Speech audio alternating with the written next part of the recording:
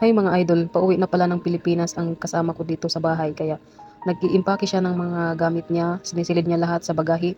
Ayan, kaya nagbili siya ng isang box na karton dahil papauwi na siya ng Pilipinas pero ayan, ang akala niya kasi is hindi pa uuwi ng Pilipinas. So biglaan po yung uwi niya kasi alam mo naman yung hirap din sa Pilipinas, siguro may pinagdaanan din sa Pilipinas kaya kailangan niyang umuwi at may asikasuhin siya sa Pilipinas. So ito guys, mahirap mahirap talaga pag ganito na or finish contract ka na sa mga OFW dyan. Pag finish contract ka na ganito talaga ang mangyayari sa'yo, no? Yan, magbabagahe ka ng mga gamit. Kaya ang payo ko lang sa inyo mga idol, no? Huwag po kayong bili ng mga gamit dahil mahihirapan ka pag ito na po ay dumadami. Kaya magbagahe ka. Ayan, kailangan mo siyang isilid sa bagahe. Kailangan mo siyang iuna dahil mahirap po magbiyahe mga idol kapag kasama mo yung bagahe mo. Dapat iuna mo muna yan.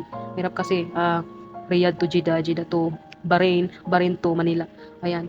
So, ang payo ko lang mga idol, no? So, mag-iingat po lagi tayo. So, nasasayahan naman po siya dahil yan po ay naipasok niya po ang lahat ng mga gamit niya dyan. So, mahirap talaga pag ganitong OFW.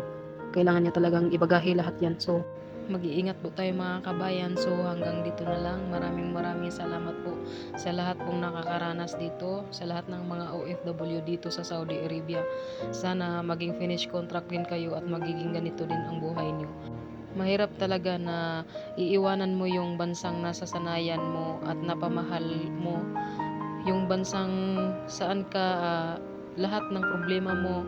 Hanggang dito na lang mga kabayan. Ingat po tayo. Bye-bye.